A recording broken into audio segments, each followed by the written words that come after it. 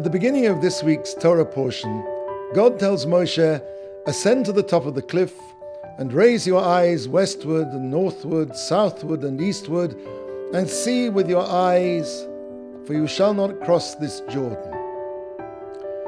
Imagine how Moshe felt as he stood on top of that cliff, gazing out over the land that he longed to enter, the land of Israel, stretched out in front of him like a map, so close.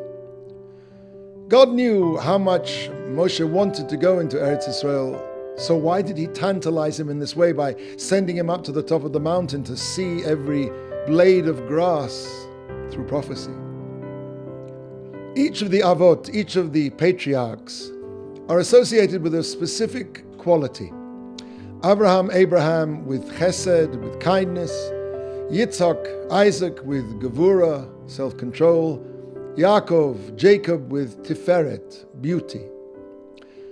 The quality that's associated with Moshe is netzach, eternity. Everything that Moshe did was forever, for eternity. And it was for this reason that God gave the Torah through Moshe, because the Torah is eternal. Now, if Moshe had entered the land of Israel with the Jewish people, then their entry would have been an eternal entry. And after such an entry, the Jewish people could never again leave the land.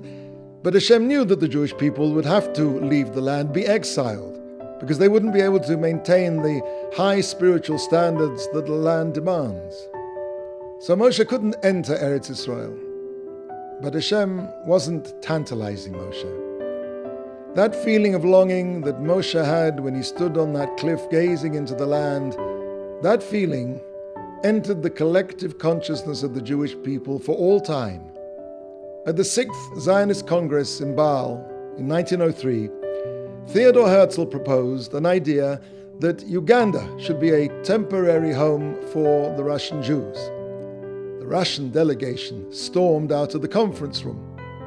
Now, these delegates were by no means deeply religious individuals, but it was self-evident to them that the compromise might spell the end of a Jewish state in Palestine, and instinctively they knew that the only place that the state of Israel could be established was in the land of Israel.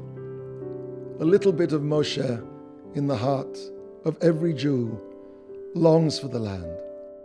Look at our daily prayers. Look at the blessings that we say after eating a meal. Our petitions to God are saturated with the name of the land of Israel.